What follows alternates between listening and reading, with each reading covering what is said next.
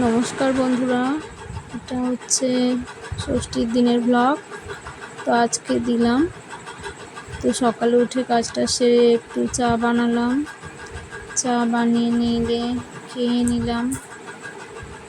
খাওয়ার পর রেডি হবো বলে সব কিছু ঠিকঠাক করে রাখলাম। চাটা তো খেয়ে নিলাম।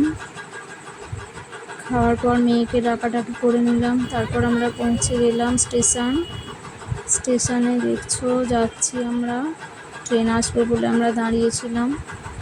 ট্রেন এসে গেল। তারপর আমরা ট্রেনে উঠবো বলে রেডি হয়েছিলাম।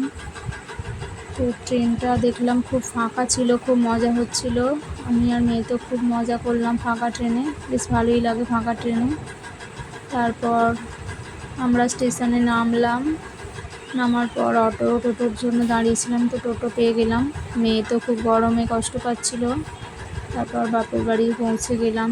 মা সব রেডি করে রেখেছিল খাবার। তারপর আমি মাটনটা করলাম দুপুরে। কেমন হয়েছে জানি না, তাও দেখলাম ঠিকঠাক হলো। তো খাবারের মেনু। তারপর বাবা একটু বাগান করেছে, ওখানে গেল। বাড়ি আসবো বলে আমার জন্য একটু কিছু সবজি নিয়ে এলো।